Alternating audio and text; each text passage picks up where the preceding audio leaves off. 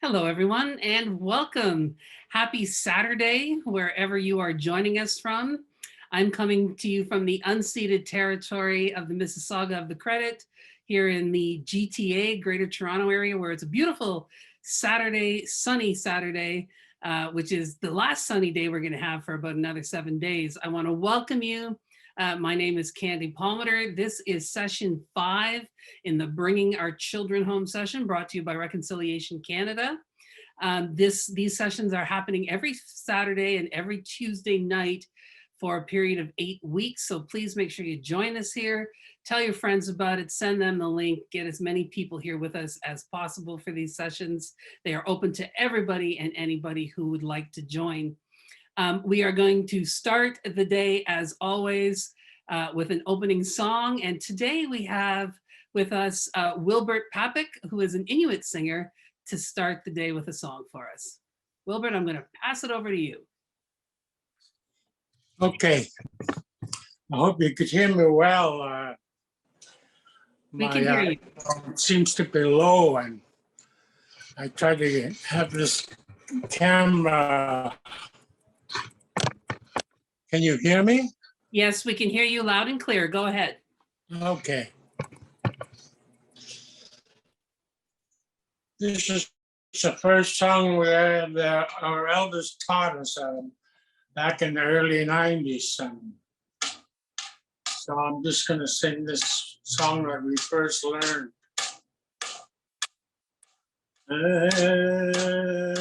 Kaya ko ba nga sinigosubik ula kang mga ayayang iya makinirang nga itkagilogo ublitik kawak yanga ayayang eyang nangin na Kamloops krak kaya mga sigasobik ula kang hago ayayang eyang makinirang nga itkagilogo ublitik kawak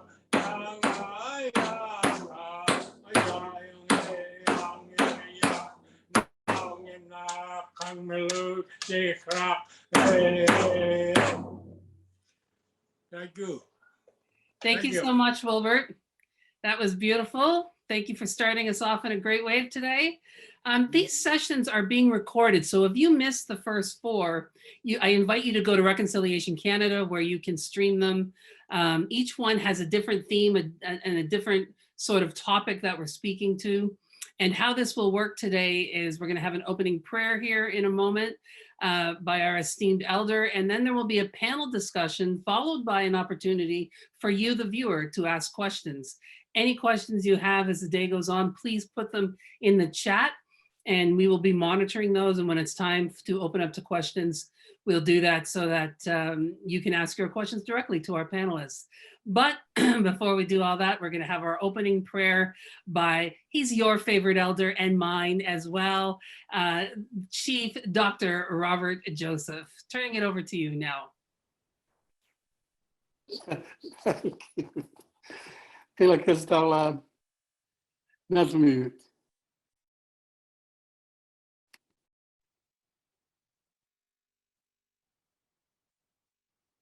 Walas ikinnokai iskakagins it a kapiksam gatlisam. Quaquilala hukta, quaquistala hukta, walas at Waltamida Sassam. I just wanted to express in my language my deep appreciation for our gathering today, this morning, to speak about significant events like the one we're in.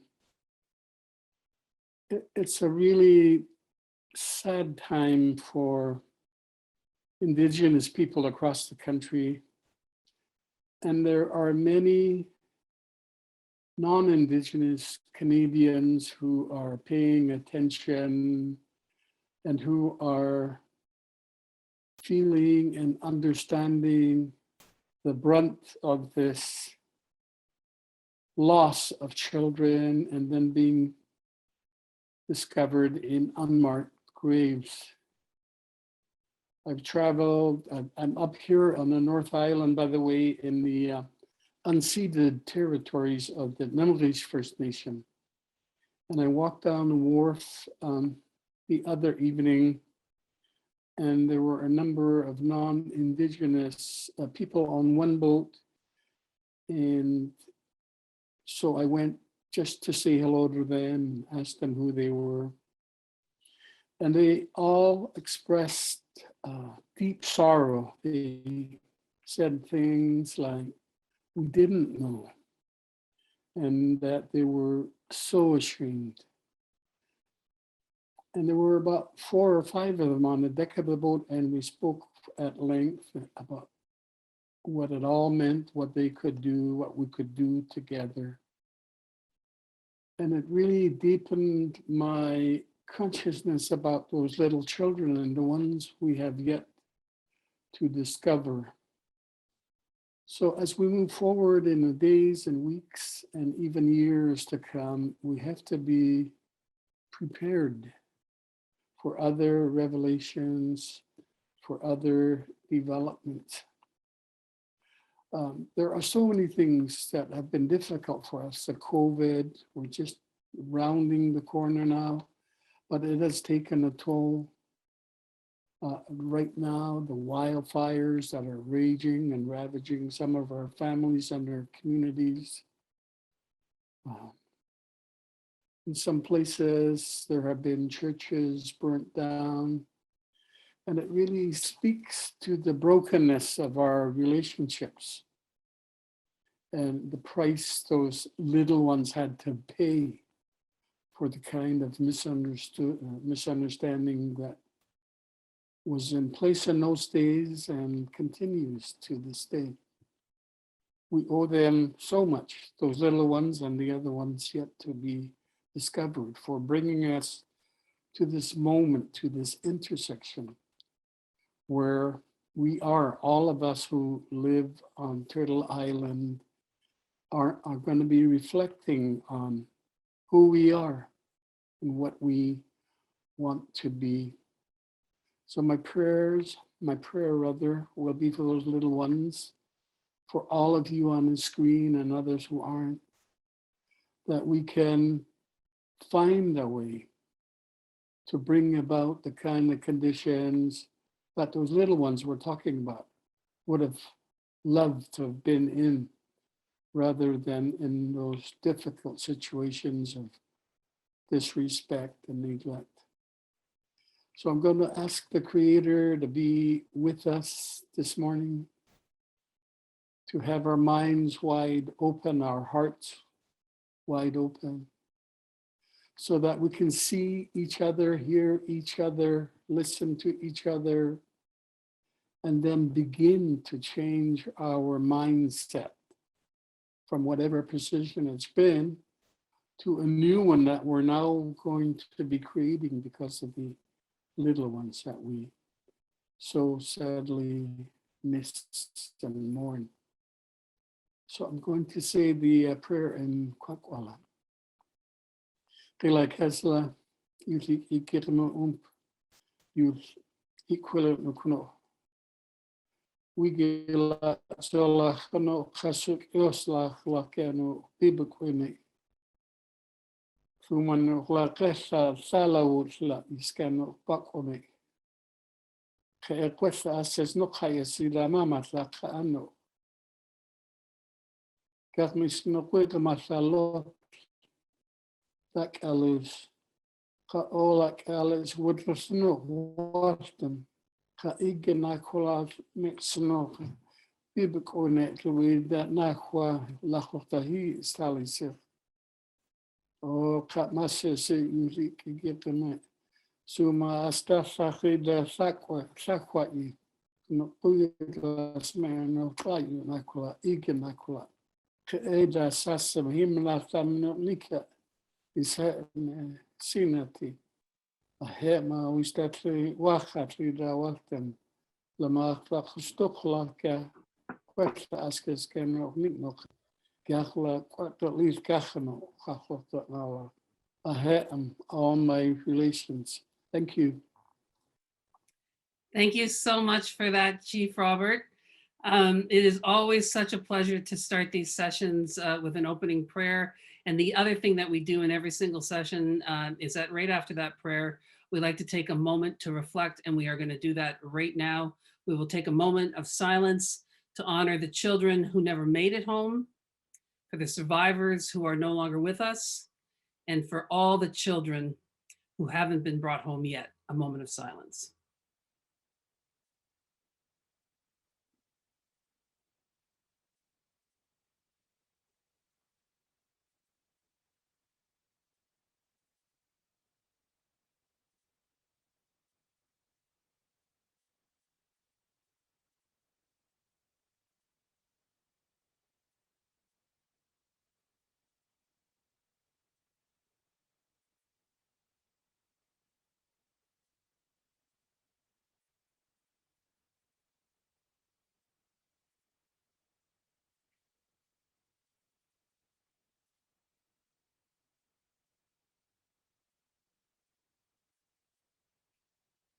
Thank you very much. And now we are going to start our panel discussion. Again, I want to remind you that you can ask your questions in the chat if you're watching on the live stream on Zoom, on Facebook. Obviously, put your questions in the question section. Someone is monitoring all that and will get those questions to me for the question and answer period. I'm going to start by introducing to you our panel today. And that panel will be Chief Robert Joseph, who you just met in the opening prayer, who's the ambassador for Reconciliation Canada. Karen Joseph, who happens to be his daughter and also the co-founder of Reconciliation Canada. And also joining us today is Diane Longboat, who is a traditional teacher from Six Nations, which is not all that far from where I am right now. So I would ask all three of you if you could turn your cameras on and enable your sound. Unmute yourself. And in case you're all having a moment, which I did when I first saw Diane's background, that is artwork by Christy Bellencourt. And I think we can all agree, none of us are ever going to have a background that comes anywhere close to that. It is so beautiful. Our panel discussion today, like I said, we try to focus each of these sessions. Today is really about trying to, envision what the future will look like. Some of the things that we have to put in place as we move ahead. And as we were preparing for this session, we talked about something called cultural houses. And I want to sort of bring us around to that. And for those of you who might not know what we mean when we talk about that, I am going to just give you my little experience with a cultural house. I went to New Zealand about 15 years ago. Mari brought me down for a keynote, and then an elder took me every day through ceremony. And every time they brought me into a city or town, they would show me the Holy House, which was their house in the middle of the city. So you would be in the hustle and bustle of Auckland, and then you could just step into this building and suddenly you were immersed in the Maori culture. And I was really impressed with it because, we have friendship centers here, which are drop-in centers, but they don't even come close to what these holy houses were down in New Zealand. So maybe I would start by just asking the panel in general, what houses of culture could be used for if we had such a thing? And maybe I'll start with you, Karen. Wow, I think they could, all of our systems are based on what goes on within our traditional houses. So I think if you think of a House of Commons and you think of a house of worship and you think of a house as in a house normally is, all of those things are what happens. It's basically the framework for our constitution, for our way of life, for our practices. And I should say, this was the thing that kind of struck me. And the idea of this came from the fact that the residential schools, the purpose of residential schools was to completely cut off the influence of adults and culture on Indigenous children so that it would hasten the it would hasten their adoption of Canadian culture and values. And there has been nothing to replicate that, to repair that harm. You go to any reserve in this country, I don't care how small or how big, every single one of them will have a church on it, on their grounds. They managed, no matter where it was, to find the resources to build those churches anywhere. And you do not have a single one of these houses in any city in the country. That's huge. You know, we keep thinking that, you know, and yet more than 50% of our people live in those cities. And so what is the best way to repair the harm that's been done through the residential schools? I think this is it, you know, to be able to bring people together, to understand their language, their culture, their duties, their responsibilities, our way of life, our perspectives. And I also think that there's an opportunity there to host those memorials that we keep talking about in terms of the survivors, but now also these children that we're bringing home.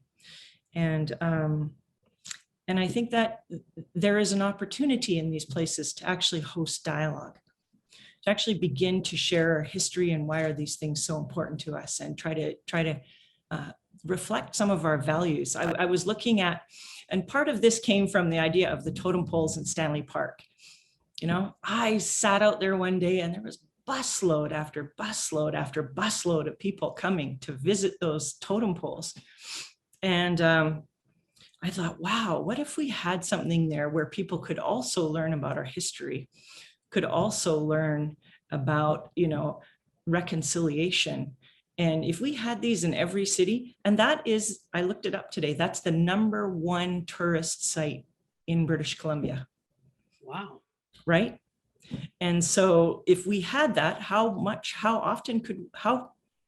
what a difference it would make to be able to share our history and our way of life in a way that respects our values and our traditions. And so anyway, I think this is something that Reconciliation Canada is really committed to. So Diane, when you think about that, and if we can imagine for a moment, imagine those houses were already in place when these discoveries were made. Because when these discoveries were made, it seemed everyone was just turning to the news and to talk shows to try to get a sense of, what do I feel? What do I do?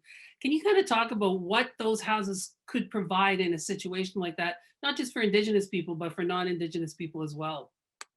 Thanks, Candy. I think that one of the things that these houses really represent to me is a reflection on that original creation that all of us came from. That time in the sky world, our stories of creation here, our duties and our responsibilities, and our relationship to the land. You know, when you think about what those houses could represent in our cities today, it's all about understanding that piece. Canadians don't understand that cosmology that we have as Indigenous nations on Turtle Island, and how that cosmology relates to their own cosmology, because we have, you know, place in our teachings for red people, black people, yellow people, and white people. So those original 4 families that were created. And so when you think about, you know, the uncovering of these graves now that were so, I think, covered up for so long, not only physically with soil, but the whole notion of who they are within those graves was silenced. You know, the whole history of all of that was silenced. So now, you know, Canadians are scrambling and they're saying, what is this? How could this happen in our country? I mean, Canada's standing on a soapbox about China and the treatment in those re-education camps for the Uyghurs. And so now it's happening in our own country.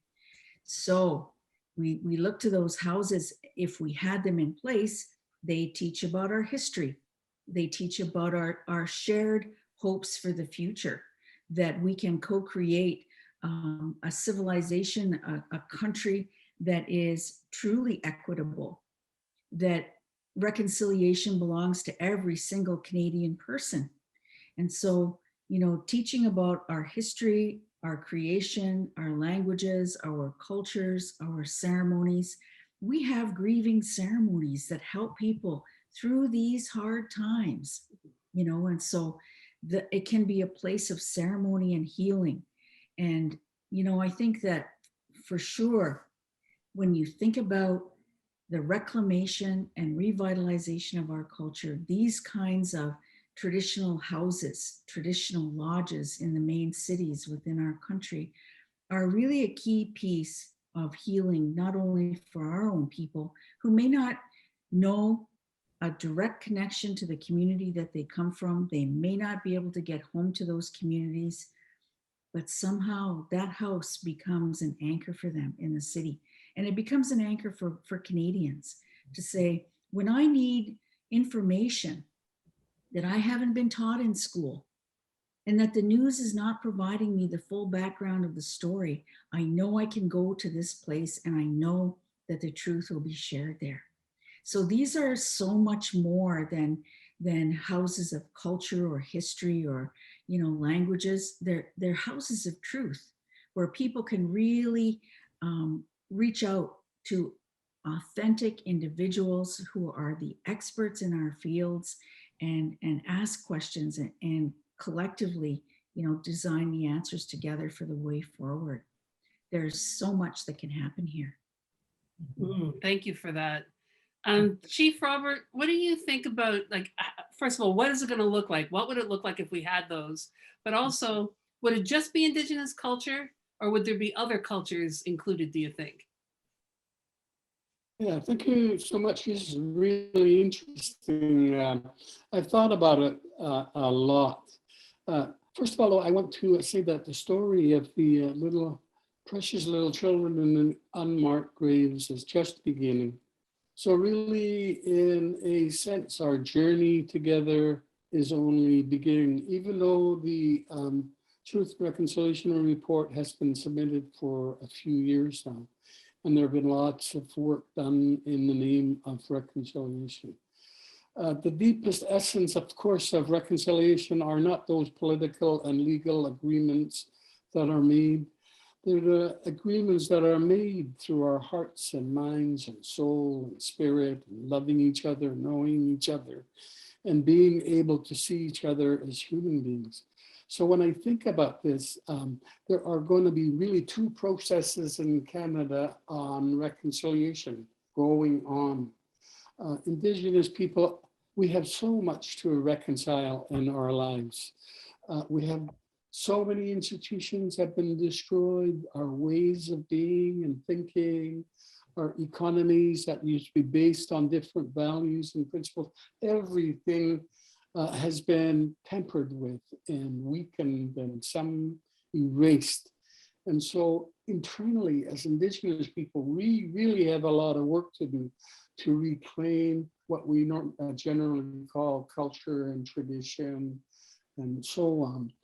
And that work really needs to start now. We have to get past our anger about, and not forget it, but get past it so it doesn't consume us that we can't do anything else.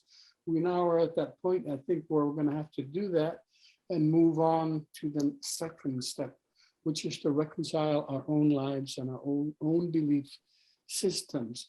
And all of those are going to be done through houses in every, well, I don't know if it's in every Indigenous culture, but on the West Coast here with the Kwakwaka'wakw, every tribe has a first ancestor, generally 4, and they then become the central house, Gyuk of the Namima. So it's the same house we always talk about coming down through the generations, hundreds of years later. It's the same house because we always go and refer back to that same ancestor from which we manifested. And all of the teachings that have been gathered and collected, and all of the ceremony and tradition and practice and dance and song have been collated always to begin, always to belong to this house. And so the families, extended families, all can find their origin to one house. And the names are in there of us, we. The dances are in there. The lessons we learn are all stored in this chawatsi, this carved box of treasures. And we need to uncover that box now and reclaim ourselves through that culture, through those traditions and songs. Otherwise, we can never be really free to be who we want to be who the Creator intended us to be. And so that's going to be the first job that we should do. And then, of course, as we move down the scale through the spectrum of reconciliation, we are not going to progress unless we move together with other Canadians. I've always thought that if we didn't reconcile, there'd always be that hatred and prejudice and violence and difference and separation.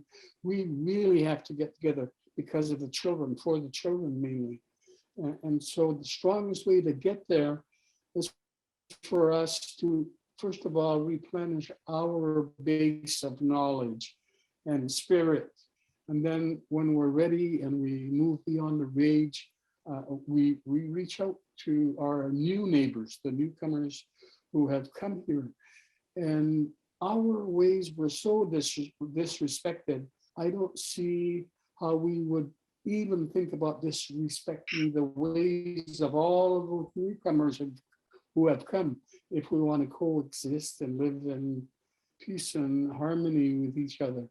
So we have to learn all about our ways, of course, teach others about it, ask them to share theirs. That's a real formula for a deep, deep reconciliation, I think.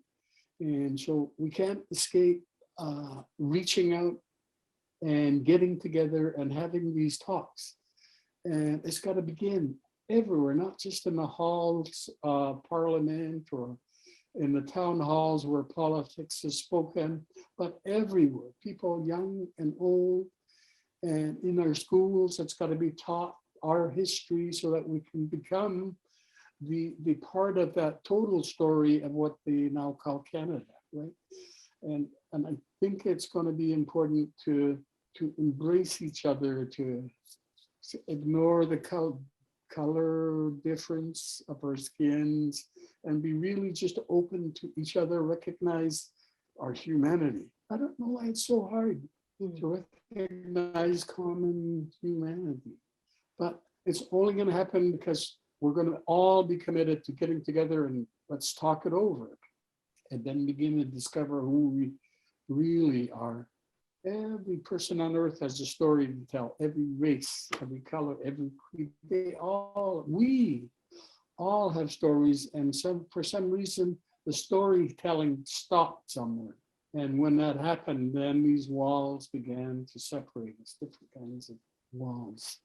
And so it's a lot of work, and individually, by person, by person, by person, by family, by community, then eventually by nation, we're going to create this aura of reconciliation being a core value.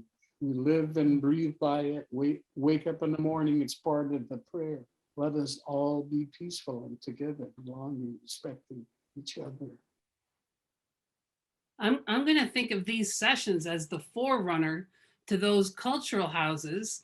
And I hope that viewers understand what an incredible treat you have, because you have the opportunity to ask questions that you probably won't be able to ask anywhere else. And I'm going to take advantage of that myself, because Chief Robert, you just raised something about tracing back to that ancestor. When I was in New Zealand, I was very interested to find that each Maori person could tell me who their original ancestor was. And in fact, the moko tattooing on their chin represented that ancestor. Now, I'm Mi'kmaq from the East Coast, which is part of the Algonquin line of languages.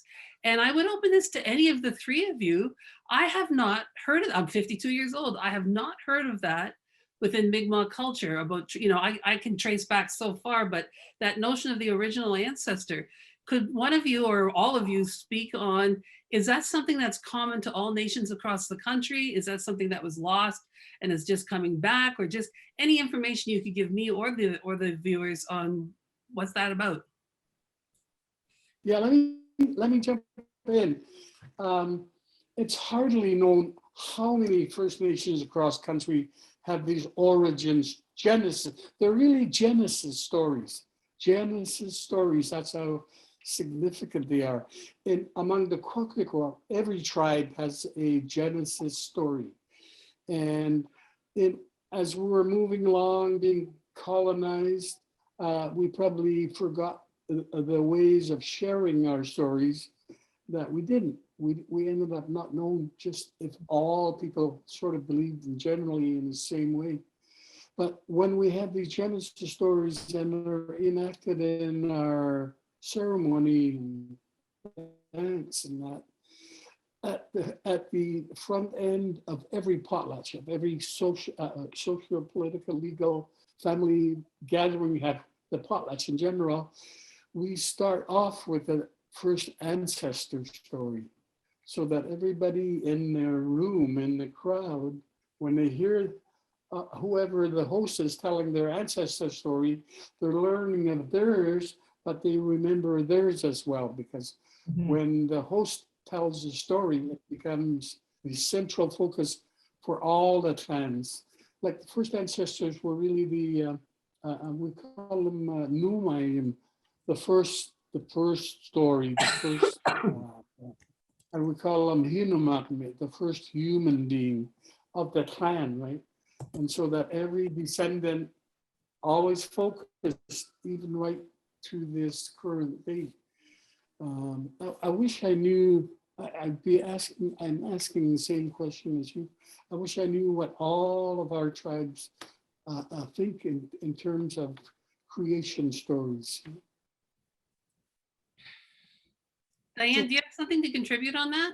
I do. You know, I so agree with Bobby, because, you know, one of the things that's really significant about Mi'kmaq life, Haudenosaunee Confederacy life, is that we do have those creation stories, and we do trace back to who was the first being who came here. So our creation stories talk about our life, first of all, in the sky world and what that was all about, and the central people who were going to really influence how creation unfolded here on the earth. And so the first being that came here was Sky Woman, and she was pregnant with new life. And so, you know, from her being a first human-like being, we are descended. And so the story goes on, and it's, you know, the story can be 4 days long if they tell it, you know, beginning to end. And but there's so many beautiful parts of it, because it really sets within your mind how much the Creator loves us, what the Creator gave us in terms of our life here, and how we're supposed to manifest that in the world.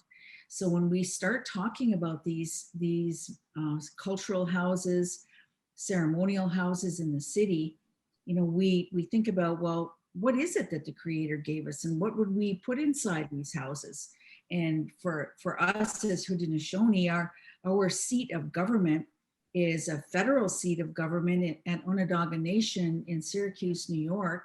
And our Confederacy territory stretches from Wata all the way to Utica, New York. So our longhouses represent a meeting place for our chiefs, our clan mothers and our faith keepers, our sub-chiefs, our runners who support the chiefs. So it's a place of governance, political meetings, decisions on land, decisions that are going to benefit the entire community. And you know, our chiefs have been meeting like that for hundreds of years. And so the longhouses also become places of ceremony. So we have all of our ceremonies there, and we reenact creation in all of those ceremonies. So now we just finished a strawberry ceremony in the longhouse. Now we're getting ready for the green corn ceremony. So our chiefs are online, and they're teaching us about the ceremonies. And even though we're, you know, still kind of semi-lockdown here in Ontario, we still have an opportunity to learn. But when you think about these houses that could be represented in urban centers, they're houses where we can learn about those ceremonies. We can learn about our kinship systems, our clan systems, our old ways of doing things on the land that we can still reenact today to take care of ourselves for food sovereignty and food security. That we can teach in those very special houses, that what it represents to us today is something greater than the Friendship Center movement. And I'm not diminishing that movement. That movement, when I was a young student at the University of Toronto in 1971, going into my first year, I was one of probably 3 students at that entire university of 45,000 people. That Native Canadian Center of Toronto was a touch point for me. It saved me because I could volunteer there for cultural events. I could write for their newspaper called the Toronto Native Times. I could take photographs, for that newspaper, but it was more than that. It was like being with our people when you're away from home. The cultural centers movement, also very critical because it's situated in First Nations across the country. And I've had the privilege of working for the cultural centers movement. And it is such a powerful revitalization of our cultures, languages, and ceremonies in our communities. But you said earlier, Candy, that 50% of our people live in urban centers now. And so what does that represent in an urban center? I think first and foremost, it represents a touch point for our own people, for their healing and their regeneration and revitalization of self, family, and then community. Because we have community in urban centers, but who's putting those young people through rites of passage? Who's teaching those young people about sexuality and good relationships, and what is it to form a marriage for a lifetime? What is it to walk in the world understanding who you are and the gifts that you carry? And all of those young people who are LGBTQS plus and trans need a place to anchor themselves, to feel loved, honored, and respected in an urban environment. As many have come through the foster home program. And, our children are the ones that are, booming that economy in foster homes. So what is happening? They're disconnected from us. And so they need an anchor in that urban environment. And then, I feel like when we're strong enough, we can open the doors of those places to Canadians to come in and have conversations with us. But, I'm always, because I have lived in the city when I was young, I'm always of the mind that living in the city is a high risk environment. High risk for sex trafficking, human trafficking, the sex trade, for violence, for racism against our people, and that's not to say it doesn't exist, in our communities, around us, in our communities. Yes, it does. But having our people live together in a land base is very different from living apart in the city, even though we come together as community members. So what is important to me is that first and foremost, we take care of our own in the cities.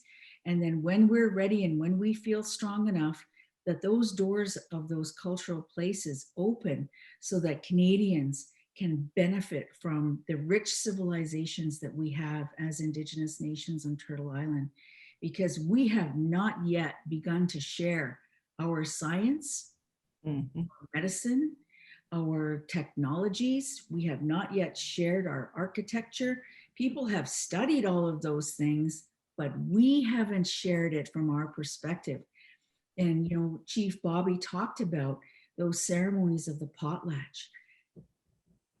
For Canadians to understand a simple value, and that value is generosity and unconditional giving. It is not about amassing wealth for self. It is about how generous you can be to give away the best things that you have, knowing that you're helping other people and that you're raising up other people and that you're creating a society that is no longer stratified in a class system, but it becomes a circle. And once we create a society that becomes a circle where every single human being has a beautiful gift and a place in that society to be honored and respected, then we've got a social movement. And I really believe that these very special places of ceremony and teaching and healing and sharing in the cities are going to create a social movement in this country. Canadians are waiting for our knowledge to be placed on a platform where they can learn. I believe that, and I've seen it many, many times over. We just don't have the platform yet, and I think these places will become that platform. Thank you for that. I'm going to go to Karen here in a second with further to that question about the ancestor, but I love that you raised, Diane, the concept of when you were at university. Anybody who's heard me give a keynote will hear me say this all the time. I felt like Elder Jane Abram from Millbrook First Nation should have got half of my degree when I was in law school, because I was at the law school surrounded by non-Indigenous people who felt that the only reason I got in is because I was Indigenous. I felt like I should have my transcript somehow pushed onto my forehead so everybody could see that I was writing exams just like everyone else. But I got through law school like this. I would come out of the law school every day with my hair on fire, and directly across from the law school was the Native Counseling Unit where Jane would be. And I would run in there and I would slam the door and I'd say, Jane, that's it, I've had enough, I quit, I'm done. And Jane would say, oh yeah, well, let me just plug the kettle in first, we'll have a cup of tea. And she'd plug the kettle in and she'd talk to me about whatever, most of the time not even about school. And then she'd pour me my tea and we'd sit down and we'd talk. By the time I was done my tea, I'd be pretty much chilled out. And then Jane would always look at her watch and say, 6 o'clock, too late now to quit today, you might as well wait till tomorrow. And I'd say, okay, but tomorrow, that's it. And I did that every single day for 3 years until I walked across the stage as valedictorian of my class from law school. So I really don't feel that I could have got through that without having that place where I could go to be with my own people, where I could get teachings, where I could get that cultural guidance that I got from Jane. So I love that you brought that up. And I love the idea that this could be that for every Indigenous person living in a non-Indigenous municipality, struggling in their workplace, struggling in their neighborhoods. You know, when I first moved into a suburb, I bought my first house, I put the Mi'kmaq flag on the house, and the Mi'kmaq flag has a red quarter moon.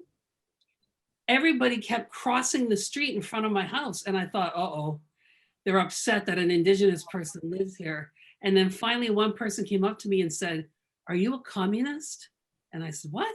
And she said, well, you have that red sickle on your flag. We've all been talking about it. And I said, oh, it's not a sickle, it's a moon. I'm Mi'kmaq. They were so relieved to find out I was Indigenous, not communist. So it was just this lovely thing where I was in Nova Scotia, and yet they did not recognize that Mi'kmaq Grand Council flag. So it's yet another example of why these things are so needed. But when I talked about that single ancestor, Karen, you said that you could talk to that with regard to how it relates to the land and children. Could you give us your take on that? Yeah, I think, you know, one of the beauties of our systems are they are centered around our children. And so the idea of leadership, regardless of where you're at within that system, is it's not responsible for, it's like responsible to. You know, it's like, it's not that you know better, it's that your responsibility is to help them become the best at whatever they are. And I really appreciated what Diane said about the recognition within our cultures of all of the nations, all of the people of the world, and recognizing that we all have gifts to share. And so for me, that's fundamentally the beauty of reconciliation. It's recognizing that we as Indigenous people, despite all of the years of genocide and persecution and racism and being held down, still maintain these beautiful gifts. And as Diane said, it's time to reveal them now. and to sort of take our place within the structure of the world. But in terms of the ancestors, this is a really important piece of it. You'll have your first ancestor, but it's always related to the territory that you live in. So your ancestor is not from some willy-nilly place over the mountain. It's like right there in the land that you live in. And all of our cultures reflect the land that we live in. That's why it's so important that we take care of it. You know, we need to take care of the cedar because that's where we get most of our resources out of. We need to take care of the fish because that, you know, you're Mi'kmaq. What are you without it, right? and if you're thinking about these places as cultural centers, and if you know, my dream is always to have them in a park-like setting, like Stanley Park, so that we can have our flora and our fauna there, and we can learn what are those traditional medicines, how do we prepare those foods, you know, and why is that important? Because, you know, so it has impacts for our kids in terms of child welfare. You know, most of our kids live in the city, they don't even know where they come from, let alone, you know, what they are. And we have so many now misidentifying themselves because they just don't know.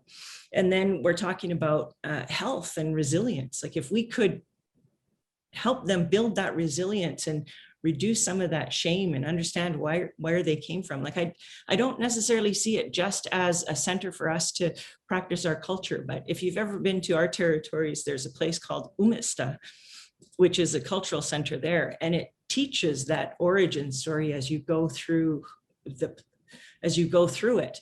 And you get a real sense of, okay, where you're coming from. And then I think that there's also the import of our artistry, our artisans' capacity to tell a story. And I'm thinking about Carrie Newman and the Witness Blanket.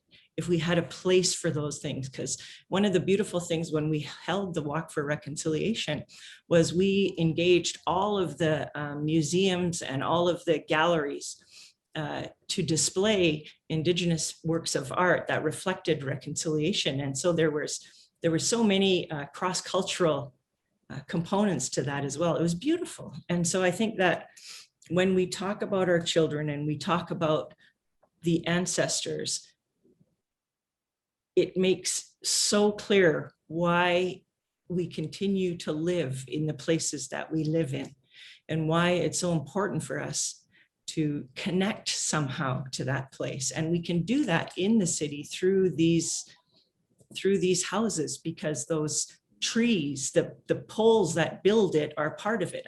I too had that experience, Candy, that you talked about at UBC, coming out of one of my classes. It was I can't remember what class it was, but the professor was arguing with me about how to speak. He was a linguist, how to speak one of my words. And we got into it. And then coming back into that longhouse and just the first, you didn't even need to see anything. All you did was, because you smell that cedar. Yeah. Right. And it's just so powerful. And what if our kids could do that? What if our kids could understand the healing power of the places we come from? And I think, that's why it's so important, just that connection. And I believe that the power of our youth, to withstand the onslaught that they're faced with right now. And if we equip them with some of this understanding and we take away that shame and we help them to reveal their gifts, holy cow, it's unbelievable. It's like you when you're in school and you make it through, and it's like you're in an elite crowd, and it doesn't matter 10 years, 20 years, 30 years, 40 years, you know who you went through that trial with, right? That tribulation with, and you're together forever, and you support one another. And I think those are really, really important lessons that we could have happening within those places, those sacred places. I love that concept. Now, when I think about this, so I have to, as the lawyer in me and the former civil servant in me, I'm thinking, money, money, money, money. Who's going to pay for these things? And I'm happy to see that. I can see in the comments when it comes time for me to ask questions from the audience, the mayor of Vancouver, Kennedy Stewart, is with us today as we're doing this. And when I worked in the government in Nova Scotia, we had a thing called tripartite forum, where we brought together the federal government, the provincial government, and the Mi'kmaq in order to sit on, there were 6 tables on 6 different things, like from justice to education, culture and heritage, etc. And that was an opportunity where we could like pool our money to do things, but there's always that push and pull. Like our Friendship Center in Halifax was falling apart.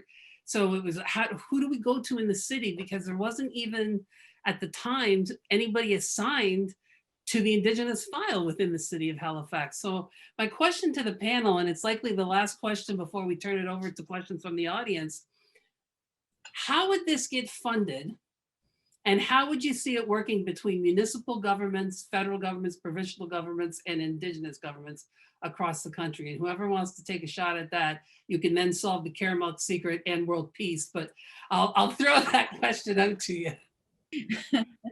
I'll start because, there's a movement within the city of Toronto. We have an Indigenous Affairs department there within the city, and they're really active right across the system in terms of looking at, a mental health response to crises as opposed to a police response. They're looking at a whole new initiative, which is looking at historical places within the city of Toronto, reclaiming some of those places, understanding what they were in Indigenous history prior to the city of York forming, then the city of Toronto. So there's a movement generally in society to look at what is the Indigenous history of this place. And I think that provides a platform for discussing exactly now, where would we place, this particular house in the city of Toronto? I think it should be in High Park, because that was a Seneca village where our people came from Haudenosaunee Confederacy to trade with the Anishinaabe Nation, and it was at the south end of High Park. It would be amazing to reclaim that particular place. And of course, the funding. Let me tell you about funding in this country. We always go to the provincial government, we always go to the federal government, but there are people within this country, not only Indigenous wealth is here, but Canadian wealth is here, and international wealth can be applied for as well. We could raise funds from citizens. And I think when it's a citizens movement, it has such power. It has such power. And there are Canadians, and, I'm just, a little Haudenosaunee woman, but I've got, let me tell you, hundreds of emails from Canadians saying, what can I do? Where can I give? What action is appropriate for me to take? I want to turn this thing around. Canadians are on side with us now. Not all Canadians, not all, but a majority of Canadians are on side with us now. And if we were to make this an international and of course national funding outreach to people to be able to bring those resources to bear for something that is going to be so powerful. And let me just say that we know at the Ontario Institute for Studies and Education and at the University of Toronto that there's a very powerful institute for the well-being of students that is being developed now at this moment. And so that institute is concerned about the mental health and well-being of all students, from early learning all the way through to graduate school. What is the mental health of those students? And can you imagine how this particular house would help and support the mental health of not only of our students, but of all students, and raise the next generation, as Chief Bobby said, raise the next generation of young people so that racism is no longer an issue in our country. It's no longer an issue. It is looked at as a mental health problem. Racism is a mental health problem of anger and hatred and hurt and their own trauma. played out in a very specific way. So healing, that these houses are profound places of healing for all people. That's what I think. I think Canadians are looking for answers. And I think as Ongwehongwe Indigenous peoples, we have those answers. Karen, do you want to talk the money question? I completely agree with Diane that there is the resources are here in Canada. And that's why, you know, we did some research into what might the possibility be. What would this cost us? How could we access land? You know, and there is land available through those parks. And, you know, the cities, I think about Stanley Park and you know, the mayor is here, and see, you know, the SeaWorld that was down there, and you know, there's all kinds of different places. And I agree with Diane as well that, you know, there are the original peoples of those territories, and you know, any of that leadership would recognize that there are also huge numbers of other people who aren't being taken care of. And so there's that reconciliation in that piece as well. And so I think, you know, for me, when it comes to money, I absolutely agree that, you know, which is why we're looking at setting up a fund right now. We're gaining money so that we can do some of that engagement that is going to be needed in order to make this happen across the country. But we're definitely going to be starting here in BC, and which is going to be the most contentious, because BC actually has the most diversity of cultures here. So one house will not work in Vancouver. One or two houses would work in almost every other city in the country because of the diversity of their people. But you know, there are people who want to give. There are people who, you know, we recently received a contribution from Ryan Reynolds, for instance, Nice. at Reconciliation Canada. And what people need to know is that there's somebody that has a plan, that has an organization, and that has the kind of reach that's necessary in order to bring the right people together to make that happen. You know, there's right now in Nova Scotia, there's something called the Mi'kma'we de Burt Cultural Center project, which has been in the make now for close to 2 decades. But they got the land, and I'm sitting on the steering committee to now do exactly what you raised, Diane, is going out to private citizens who have a lot of wealth, who are known for philanthropy, and trying to get them to turn their mind to this center. And the land that it's going to be on is really important, because there were hearths found there, and some basically some pieces of history where we can, as Indigenous people, as Mi'kmaq people specifically, we can trace ourselves back 13,000 radiocarbon years. So we can say scientifically, specifically, yeah, this is where we were. This is what we were doing when the ice was pulling back. But Karen, you raised an interesting point, and I'm going to go to the questions from the audience. And the first question I'm going to ask is from the Mayor of Vancouver, Kennedy Stewart, and he's asking something I think that I wonder about a lot, because being from Mi'kma'ki, all of Nova Scotia, all of New Brunswick, except for a central part, there's some Maliseet people in the central part. But other than that, all of Nova Scotia, all of New Brunswick, all of Prince Edward Island, parts of Maine, that's all Mi'kmaq territory. That's one language, little difference in the dialects, even up the coast of Quebec. But as you get in other places, there's a heck of a lot more than just one nation. So Mayor Stewart's asking this: I'm very interested in cultural centers in cities and how we could start this discussion in Vancouver. Here, we all reside on the unceded traditional territories of 3 sovereign nations, Musqueam, Squamish, and somebody help me. Tsleil-Waututh, yeah. Thank you, Tsleil-Waututh. Yeah. But there are also a large number of First Nations, Inuit, and Métis residents with different traditions and spiritual practices to celebrate.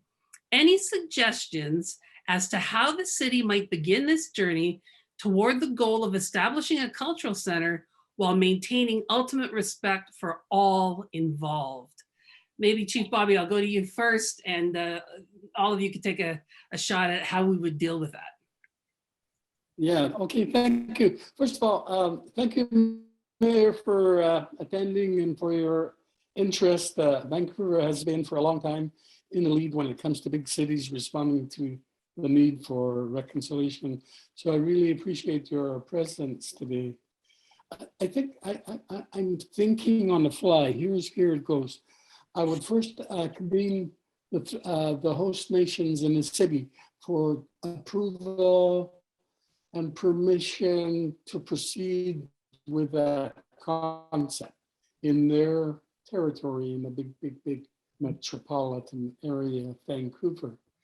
And then they, along with others, Reconciliation Canada, Mayor and others, would then reach out to the other groups, the Métis, what's the other?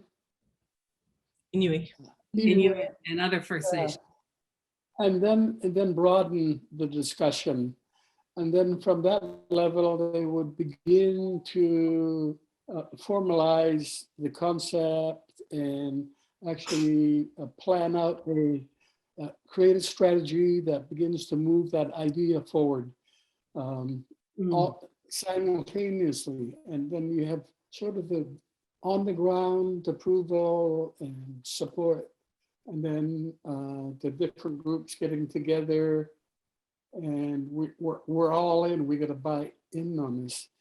And I think at the same time, letting non-Indigenous people know in BC, in Vancouver, everywhere, that we're doing this, and it's going to require the support of everyone. And then when it's done or completed or built, the first to benefit, of course, will be the Indigenous people who desperately want to know more about who we are, because it's been erased to such a large degree. But then the additional message to that would be that all Canadians, all Vancouverites, all British Columbians could come to the center to learn. And I would see a big reconciliation room somewhere where people could convene all the time. Absolutely. Different people in our society, so they're able to have conversations together, not negotiations, getting to know each other, telling each other who we are, what our values are, what our vision is for our future, and slowly we create this multiple vision that is enmeshed. And we finally see a blue sky of what Vancouver and British Columbia might look like after all of that goodwill and giving, and taking, and sharing, something like that. Yeah. I like the way you think. I like the way you think, Chief Bobby, big time. Yeah. Here's what I'm going to do. Chief Bobby, big time. Both probably have something to say on this, but we have a lot of questions from the audience today. So what I'm going to do is I'm actually going to go to the next question. I'm going to ask for just one person to respond to each of the questions, so that within the next 20 minutes that we have, we might be able to get to a lot of these. So here's the next question from. I'm going to jump in though, because I think that this is in British Columbia, this is really important because we have over 300 First Nations here. Right. And it's not realistic to have over 300 of these houses in the parks and cities of Vancouver or wherever. One of the beautiful things about our cultures is that they're all related to land, and they're all related to language. And so really in British Columbia, that's the place that you have to start, is what are the original peoples of these territories. We have lots of newcomers from all over the world that live here, but what are the original peoples of these territories? And so obviously I think of Stanley Park. There's a long history there. That would be one of the places that we would likely want to dedicate to the local First Nations, because although they're different First Nations, they all emerge from, they all have the same language groups, they all have the same, so you could call them, but because they have two fires in their longhouses, right? And then the rest of the coast is kind of more along the lines of, like Chief Joseph said, the Kwakwaka'wakw, there's a whole similar line of people that share big houses already.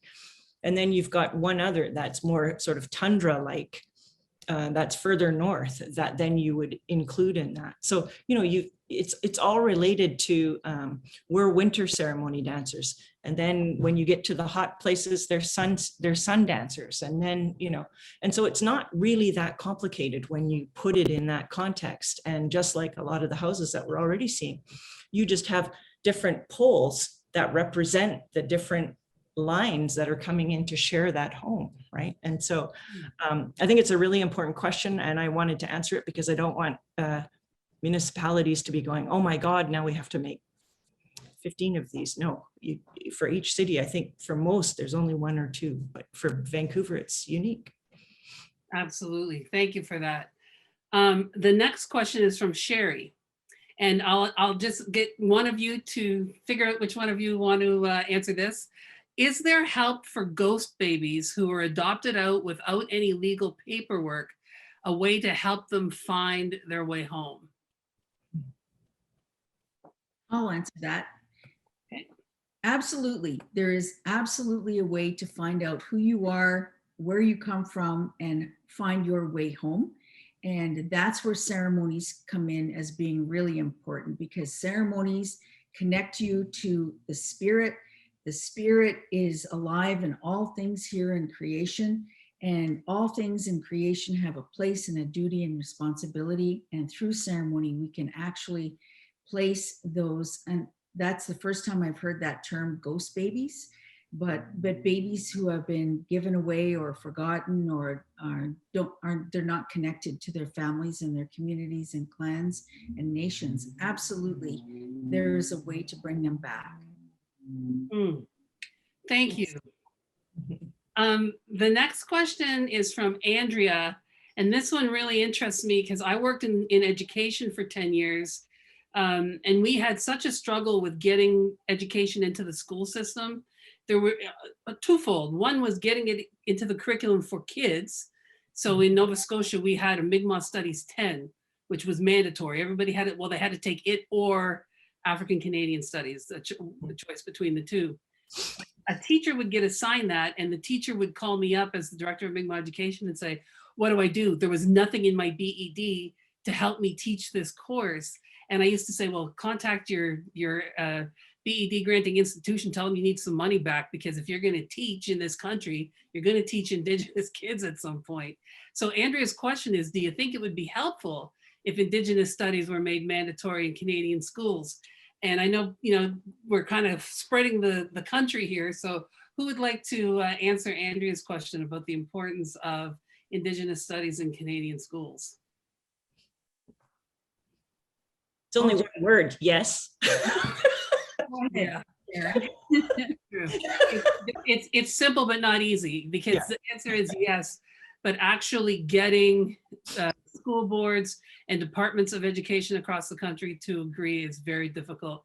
There was a very brave minister of education in New Brunswick, because people would say, you know, universities would say, well, look, the government can't force us to teach anything in our curriculum, right? We're autonomous. The Minister of Education in New Brunswick about 10 years ago said, that may be so, but I'm the guy that signs teacher's licenses in the province of New Brunswick. And if you want your students, your graduates to get licenses in this province, you're going to have to teach Mi'kmaq studies. And that was so powerful and so incredible. And then he got shuffled out of that seat really quick.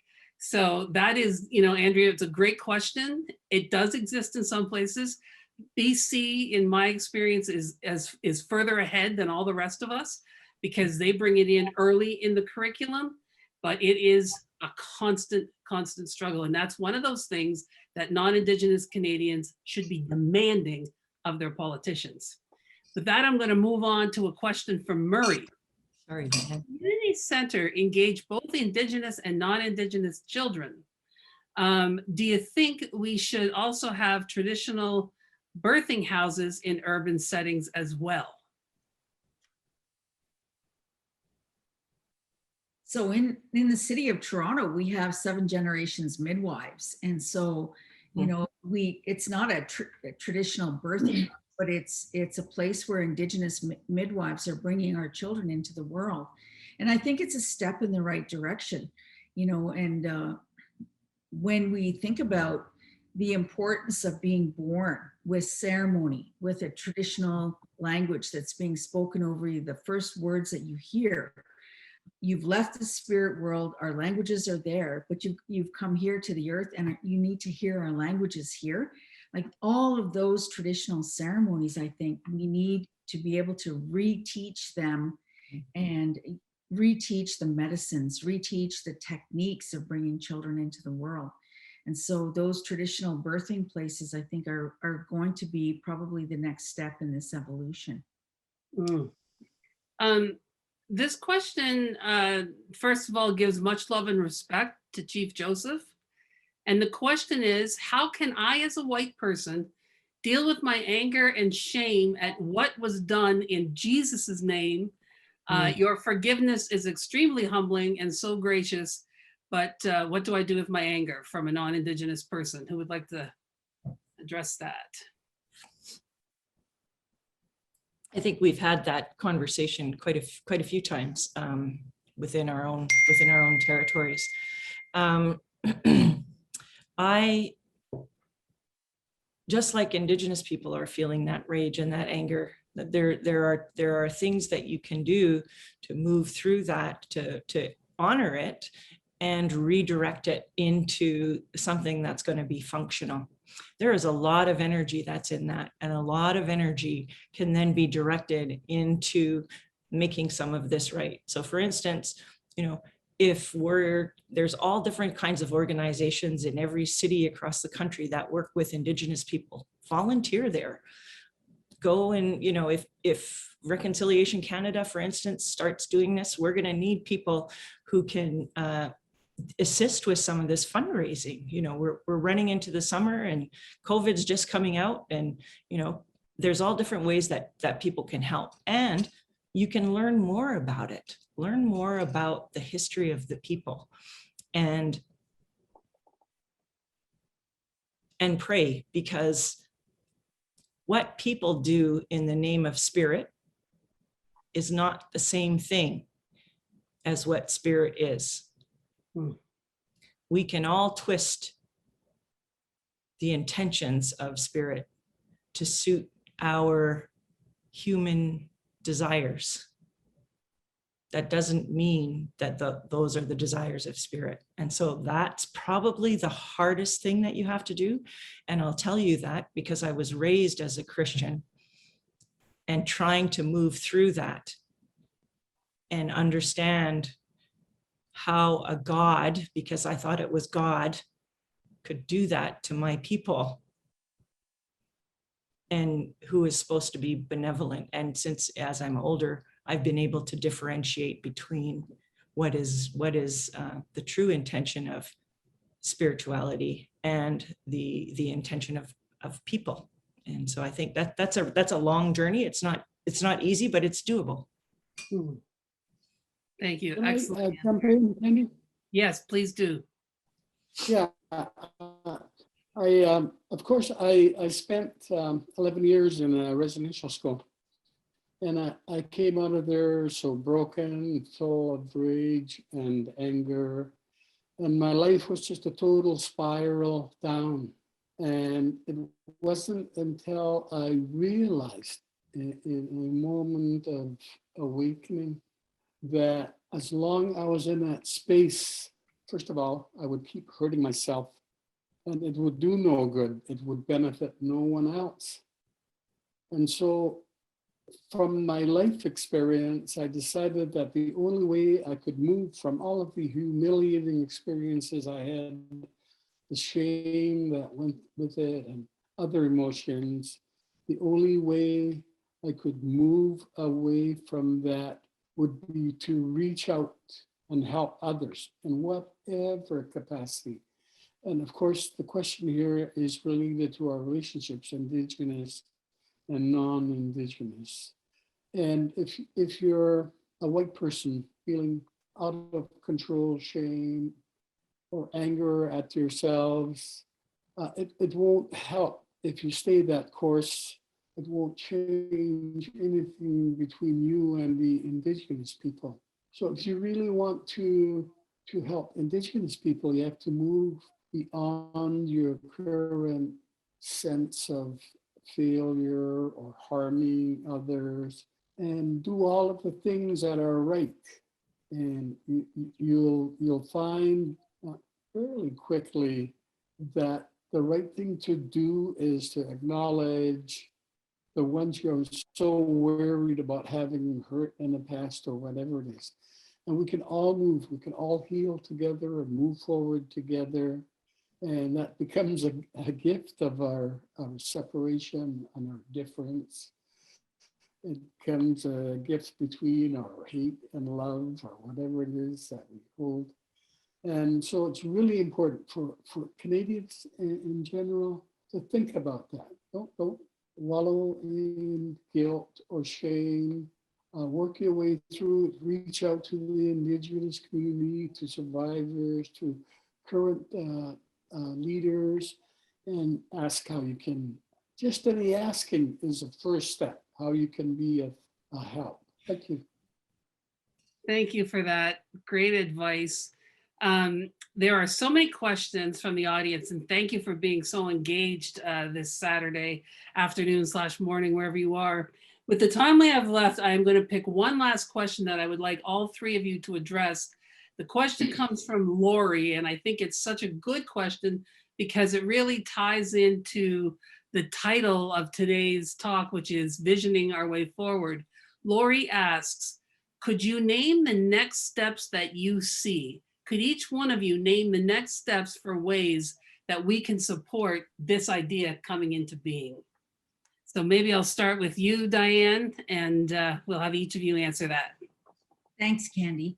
I think if we're going to put these cultural houses in cities, we need to have a relationship with the municipalities. And so, you know, each of those cities, Toronto, Vancouver, wherever you're located today, has a municipal government, a city government. And hopefully it has an Indigenous Affairs department associated with it.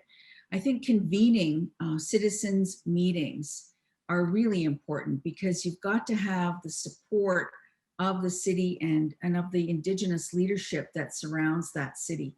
So it's kind of a two-step process. Get yourselves organized first within your city, convene your group, and reach out to the neighboring First Nations for a relationship building, because it's not going to come all at once. It is relationship building, and it in and of itself is an act of reconciliation to be able to, for leadership to learn about each other and respect each other, understand the history and the land claims and the rich cultures that are surrounding those cities. So, so I would see that as a two-step process. As that two-step process is evolving, work groups and subcommittees will form in and around those issues. And whether it's construction, whether it's finding the appropriate land, whether it's having focus groups, you know, to continue consultation. But it's an important piece of reconciliation for our country. And I think it's so important for us to begin the process. Let's just begin it. Mhm. Thanks. Thank you, Diane. The first step is always the hardest. Yes. I'm going to go to Chief next and ask you that same question. What do you see as the next steps to move forward? And how can the average citizen, the viewer watching right now, what can they do to support bringing this into being? Mhm. Thank you. I think the very first step, and it's always obvious, but most of us miss it all the time, is that reconciliation starts with you. Those of you on this call are all other citizens. It has to begin with you, and you need to adopt the idea that reconciliation is a core value. You wake up and you think about it, you go to bed, you think about it. It's part of your prayer and it's part of every action that you take, that you're in the interest of humanity are going to find ways to reconcile those differences that minimize our degree or level of humanity. So, and it's really about relationship building.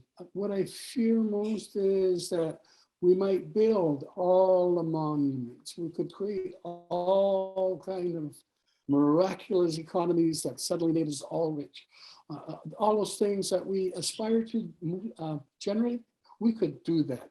But if Canada and its people together, all the people, don't engage with each other and change how we see each other, hear each other, treat each other, we're going to end up with all those beautiful achievements and still have the divisiveness, the hatred and the separation.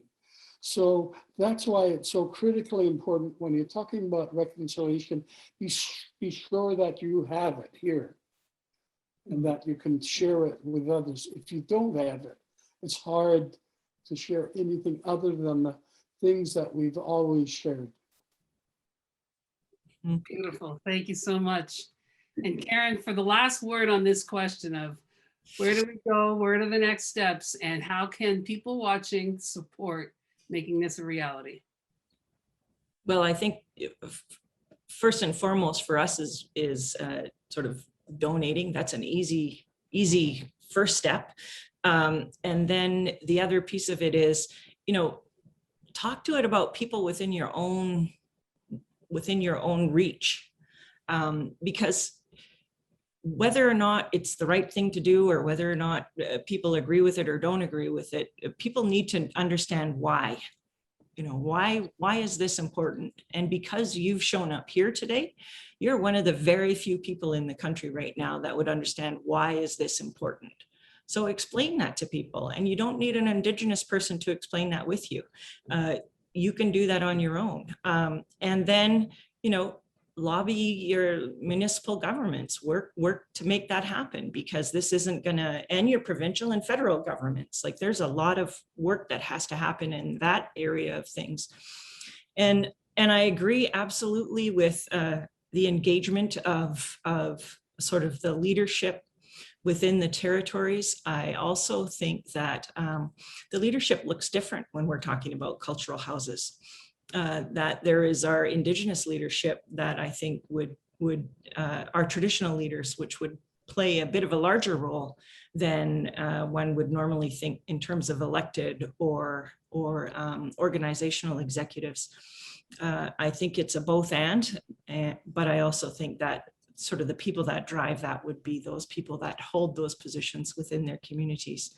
And there's always, I don't care which community you go to in any city in the world, or in any city across this country, it's not about who holds the position. It's about who shows up, who hosts those gatherings, who's true in those gatherings, who has the integrity that is respected by that is the person that will lead within each of those cities. It may not be the obvious person, but I can tell you, everybody knows who it is when it comes to the traditional work. They're always there. And so those would be the people that I think that would lead that, rather than, because then you get into the issue of power and control and all of these other things. I think you just go with the person that is there, find out who that person is, walk with them, and then work the rest of it. Because when it's right, it happens. If you come with the right intention, and this is about loving our children, this is about creating an opportunity for us to come together. There is no in this. There's just a matter of how, how are we going to do this? And how can we do this in a way that is as respectful and uplifting and as acknowledging as we can be to our children and to the people that are responsible for taking care of them. There you have it. Great advice from all three of our panelists. Thank you, Lori, for asking such a great question that really kind of brought us back to the theme of what today is. If you want to see the full biographical information on your panelists today, you can go to Reconciliation Canada's website. You will also be able to see a recording of this discussion in case you want to go back, review it, share it with friends. I love that Karen brought up, if you're on this call, you're already in the right frame of mind and being the person who speaks about it. I'm a social butterfly. Before COVID, I spend a lot of time at dinner parties at people's houses, and I spend a lot of time in hotels at what I call rubber chicken dinners, right? Which is where all the people with the suits go when they're donating money to this, that, or the next thing. I see all the time and hear all the time conversations about American politics, conversations about Canadian politics. I never, when I'm in non-Indigenous circles, hear dinner table discussion about Indigenous matters. That's what has to happen. You know, it has to become something that everybody is talking about and that everybody wants to see change. That's when we're really going to get what you call a sea change, where everything really starts to move in a different direction. Thank you for joining us. We're going to have a song to close up, but I want to remind you, this is happening every single Saturday and every Tuesday evening. And you can go to the Reconciliation Canada website. Also right now, if you want to donate, as Karen said, if you go in the chats, Isaac has put a link in the chats where you can donate to Reconciliation Canada. And I actually had a band contacted me recently saying they were doing a fundraiser they wanted to give to an Indigenous organization, and I recommended Reconciliation Canada. So it's as simple as that. They're having a little, what we call a kitchen party, and they're going to charge so much for people to come in, and they're going to send that money off to Reconciliation Canada. You don't need to be a millionaire to be able to make a difference. Every single penny and every dollar matters. So with that, I see that our lovely singer has rejoined us, Wilbert Papik. Could you do the final song to close out today's session? Okay.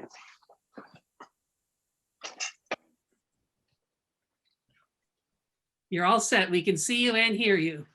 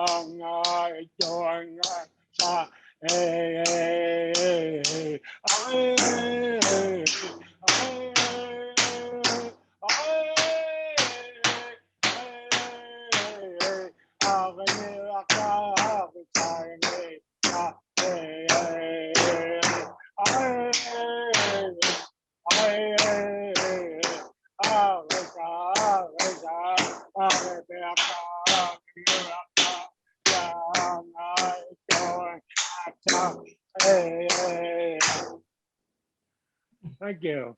Thank you. Thank you very much, Elder Wilbert. That was beautiful. Thanks to our panelists and thanks to all of you for tuning in. Once again, I remind you, this will be happening again on Tuesday evening. Please join us. Tell 4 of your friends about it. Send them the link, ask them to join us. Let's try to get as many people watching these sessions as we possibly can. Until then, my name is Candy Palmater. You can find me at The Candy Show on all social medias. And I say to you, please love yourselves and love one another. Stay safe till we see you Tuesday night. Bye-bye.